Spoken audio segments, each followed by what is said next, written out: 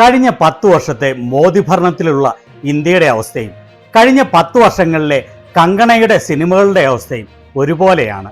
രണ്ടും കുത്തനെ തകരുകയാണ് ചെയ്തത്. കങ്കണയുടെ ഏറ്റവും പുതിയ പ്രപ്പഗാന്ത ഫിലിമായ എമർജൻസി മുടക്കുമുതലിന്റെ 1/3 പോലും തിരിച്ചു പിടിക്കാനാകാതെ തകർന്നടിഞ്ഞിരിക്കുകയാണ്. കഴിഞ്ഞ ജനുവരി 17-ാം തീയതി വെള്ളിയാഴ്ചയാണ് എമർജൻസി റിലീസ് ചെയ്തത്. 60 കോടി രൂപ മുതൽ മുടക്കിയാണ് കങ്കണയുടെ സ്വന്തം പ്രൊഡക്ഷൻ ഹൗസായ മണികർണിക ഫിലിംസും സി ഫിലിംസും ചേർന്ന് ഈ സിനിമ നിർമ്മിച്ചത്. BJPയുടെ MP ആയ കങ്കണയുടെ ഈ സിനിമ BJP നിയന്ത്രിക്കുന്ന സെൻസർ ബോർഡിന്റെ നൂലാമാലകളിൽ കുടുങ്ങി വളരെയേറെ നാളുകൾക്ക് ശേഷമാണ് റിലീസ് ചെയ്യുന്നത്. ഇപ്പോൾ ഈ സിനിമ റിലീസ് ചെയ്തിട്ട് 17 ദിവസങ്ങളായി. മോദിയുടെ ഭരണത്തെക്കുറിച്ചുള്ള മോദിയുടെ തന്നെ PR വർക്കുകൾ പോലെ കങ്കണയും ഈ സിനിമ വളരെ മികച്ചതാണെന്നും എല്ലാ നിരൂപകരും തന്നെ ഇതിനെ ഒരു മാസ്റ്റർ പീസ് ആയിട്ടാണ് വിശേഷിപ്പിക്കുന്നത് എന്നുമാണ് പറഞ്ഞത്. അതുകൊണ്ട് നിങ്ങൾ എല്ലാവരും തിയേറ്ററിൽ പോയി ഈ മാസ്റ്റർ പീസ് കണ്ട് ആനന്ദിക്കണമെന്നും പറഞ്ഞ് കങ്കണ സിനിമ റിലീസ് ചെയ്തപ്പോൾ ചെയ്ത ട്വീറ്റാണ് ഇത്. അതുപോലെ BJPയുടെ വളരെയേറെ 2 രൂപ കൂലികളും മോദിക്ക് വേണ്ടി ഫേക്ക് PR വർക്കുകൾ ചെയ്തതുപോലെ തന്നെ കങ്കണയുടെ ഈ മൂവിക്ക് വേണ്ടിയും വളരെയേറെ PR വർക്കുകൾ ചെയ്ത് രക്ഷിക്കാൻ ശ്രമിച്ചു. അങ്ങനെയുള്ള ചില PR ട്വീറ്റുകളാണ് ഇവ. കങ്കണയുടെ തന്നെ മണികർണിക ഫിലിംസ് ജനുവരി 18-ന് ട്വീറ്റ് ചെയ്തതാണ് ഇത്. നിരൂപകർ ഇതിനെ വളരെയധികം പ്രശംസിക്കുകയും കാഴ്ചക്കാർ വളരെ നല്ല മൂവിയാണെന്ന് പറയുകയുമാണ്.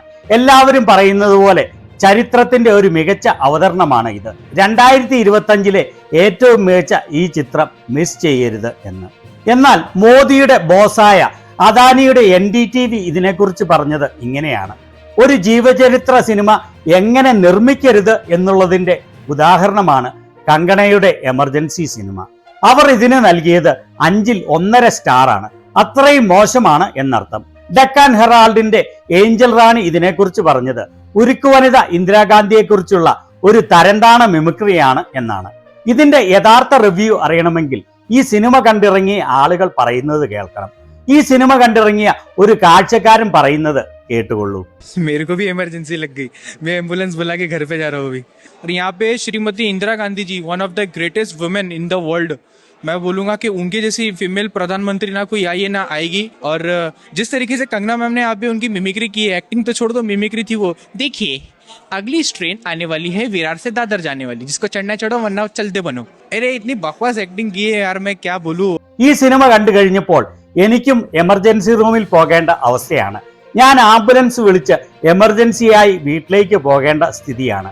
ലോകത്തിലെ ഏറ്റവും മികച്ച വനിതകളിൽ ഒരാളായ ഇന്ദിരാഗാന്ധി, ഞാൻ പറയുകയാണെങ്കിൽ അവരെ പോലെ കരുത്തയായ ഒരു പ്രധാനമന്ത്രി ഉണ്ടായിട്ടില്ല, ഇനി ഉണ്ടാവുകയുമില്ല. കങ്കണ ഇതിൽ ഇന്ദിരാഗാന്ധിയെക്കുറിച്ച് മിമിക്രി കാണിച്ചത് ഇത് അഭിനയമല്ല, മറിച്ച് മിമിക്രിയാണ്. ഇത്രയും വൃത്തികെട്ട ഒരു അഭിനയത്തെക്കുറിച്ച് എന്തു പറയാനാണ്? ഇവിടെ കങ്കണ ആൾക്കാരോട് നന്ദി പറയുകയാണ് ഈ സിനിമയെ ഇത്രയധികം സ്നേഹിച്ചതിൽ. അതുപോലെ പഞ്ചാബിൽ ഇത് റിലീസ് ചെയ്യാനുള്ള അനുമതി നൽകാത്തതിനെ കുറിച്ചുള്ള വേദനയും പ്രകടിപ്പിക്കുകയാണ്. दोस्तों, मैं जी स्टूडियो, मणिकर्णिका फिल्म और ईज माई ट्रिप के हर सदस्य की तरफ से आप लोगों का दिल से आभार व्यक्त करती हूँ. आप लोगों ने हमारी फिल्म को इतना प्यार दिया, इतना सम्मान दिया, हमारे पास कोई शब्द ही नहीं है उस आभार को व्यक्त करने के लिए. लेकिन मेरे दिल में अभी भी कुछ दर्द है. पंजाब इंडस्ट्री में ऐसे कहा जाता था कि पंजाब में मेरी फिल्में सबसे अच्छा परफॉर्म करती हैं, और आज एक दिन है जब पंजाब में मेरी फिल्म को रिलीज तक नहीं होने दिया जा रहा है. ऐसे ही कुछ हमले लोगों पर जो है वो कनाडा में या ब्रिटेन में भी किए जा रहे हैं. कुछ छोटे मोटे लोगों ने जो है, कुछ चुनिंदा लोगों ने जो है ये आग लगाई हुई है, और इस आग में हम और आप जल रहे हैं. दोस्तों, मेरी फिल्म, मेरी विचार और मेरा देश के प्रति क्या लगाव है वो इस फिल्म से प्रदर्शित होता है. आप ये फिल्म देख के खुद निर्णय लीजिए, क्या ये फिल्म हमें जोड़ती है या फिल्म हमें तोड़ती है. मैं बस और नहीं कहूँगी. जय हिंद, धन्यवाद. ഈ സിനിമയെ ആളുകൾ എത്രമാത്രം സ്നേഹിച്ചു എന്ന് ഇതിന്റെ കളക്ഷൻ റിപ്പോർട്ട് വെച്ച് നമുക്ക് ഒന്ന് നോക്കാം. റിലീസ് ചെയ്ത ആദ്യ ദിനം ജനുവരി 17-ാം തീയതി വെറും 2.5 കോടി രൂപ മാത്രമാണ് ഇത് കളക്ട് ചെയ്തത്. പിറ്റേ ദിവസം ശനിയാഴ്ച 3.6 കോടിയും 3-ാം ദിവസം ഞായറാഴ്ച 4.25 കോടിയും മാത്രമാണ് കളക്ട് ചെയ്തത്. ഒരു യൂട്യൂബ് വീഡിയോ ആദ്യ ദിനങ്ങളിൽ എങ്ങനെ പെർഫോം ചെയ്യുന്നു എന്നത് അനുസരിച്ചിരിക്കും അതിന്റെ ഓവറോൾ വ്യൂസ് എന്നതുപോലെ തന്നെയാണ് സിനിമയുടെ കാര്യവും. ആദ്യ 3 ദിനങ്ങളിൽ കാര്യമായ കളക്ഷൻ അല്ലെങ്കിൽ വ്യൂസ് ഉണ്ടായില്ലെങ്കിൽ പിന്നെ അത് പച്ച പിടിക്കില്ല. ആദ്യ ആഴ്ചയിലെ പിന്നീടുള്ള ദിവസങ്ങളിൽ ഈ സിനിമ കളക്ട് ചെയ്ത തുക 1.05 കോടി, 1 കോടി, 0.09 കോടി എന്നിങ്ങനെ കുത്തനെ ഇടുകയാണ് ഉണ്ടായത്. അങ്ങനെ ആദ്യ ആഴ്ച മൊത്തം കളക്ട് ചെയ്തത് വെറും 14.3 കോടി മാത്രമാണ്. പിന്നീട് അക്ഷരാർത്ഥത്തിൽ തന്നെ ഈ സിനിമ ചരമം അടയുകയാണ് ഉണ്ടായത്. രണ്ടാമത്തെ ആഴ്ചയിലെ വെള്ളിയാഴ്ച വെറും 40 ലക്ഷവും ശനിയാഴ്ച വെറും 85 ലക്ഷവും ഞായറാഴ്ച 1.15 കോടിയും മാത്രമാണ് കളക്ട് ചെയ്തത്. ആഴ്ചയിലെ പിന്നീടുള്ള ദിവസങ്ങളിൽ 20 ലക്ഷം, 20 ലക്ഷം, 20 ലക്ഷം, 18 ലക്ഷം എന്നിങ്ങനെ മാത്രമാണ് മൊത്തം കളക്ഷൻ. അങ്ങനെ ആദ്യ ആഴ്ച 14 കോടിയിലധികം കളക്ട് ചെയ്തപ്പോൾ രണ്ടാമത്തെ ആഴ്ചയിലെ മൊത്തം കളക്ഷൻ വെറും 3.18 കോടി രൂപയാണ്. പിന്നീട് ഇക്കഴിഞ്ഞ 3 ദിവസങ്ങളിൽ വെറും നാമമാത്രമായ കളക്ഷൻ മാത്രമാണ് ഉണ്ടായത്. 7 ലക്ഷം, 15 ലക്ഷം, പിന്നെ ഇന്നലെ ഞായറാഴ്ച 16 ലക്ഷം. അങ്ങനെ 60 കോടി രൂപ മുടക്കി നിർമ്മിച്ച ഈ ചിത്രം ഇതുവരെ മൊത്തം കളക്ട് ചെയ്ത് വെറും 17.86 കോടി രൂപയാണ്. പിന്നെ വിദേശത്തു നിന്നും മറ്റുമായി കളക്ട് ചെയ്തതുകൂടി കൂട്ടുമ്പോൾ മൊത്തം ഏതാണ്ട് 20 കോടിയോളം രൂപ മാത്രമാണ് കളക്ട് ചെയ്തത്.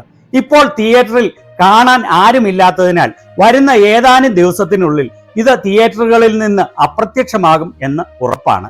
കഴിഞ്ഞ 10 വർഷത്തിനിടയിൽ ഇറങ്ങിയ കങ്കണയുടെ എല്ലാ സിനിമകളും ഇതുപോലെ വലിയ പരാജയങ്ങളായി മാറുകയാണ് ഉണ്ടായത്.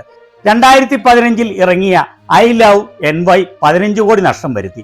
പിന്നീട് റിലീസ് ചെയ്ത ചിത്രങ്ങളായ സിമ്രൻ 14 കോടി നഷ്ടം, കട്ടിബെട്ടി 10 കോടി നഷ്ടം, ജഡ്ജ്മെന്റൽ ഹേയ്ക്ക വലിയ പരാജയം, 60 കോടി മുടക്കി വെറും 20 കോടി മാത്രം കളക്ട് ചെയ്ത രംഗൂൺ, പങ്ക 27 കോടി നഷ്ടം, ജയലളിതയുടെ ജീവചരിത്രമായ തലൈവി 92 കോടി നഷ്ടം, ദാക്കഡ് 90 കോടി നഷ്ടം.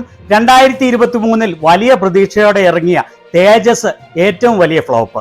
ഇപ്പോൾ ഇത് അവസാനത്തെ പ്രതീക്ഷയായ എമർജൻസി റൂമിൽ നിന്നും ജീവനില്ലാതെ പുറത്തു വന്നിരിക്കുകയാണ്. അങ്ങനെ കഴിഞ്ഞ 10 വർഷങ്ങളിൽ ഇറങ്ങിയ കങ്കണയുടെ ഏതാണ്ട് എല്ലാ ചിത്രങ്ങളും തന്നെ വലിയ ഫ്ലോപ്പായി മാറിയിരിക്കുകയാണ്. ഇവർക്ക് ഇനി സിനിമയിൽ ഒരു ഭാവിയും ഉണ്ടാകാനുള്ള സാധ്യതയില്ല.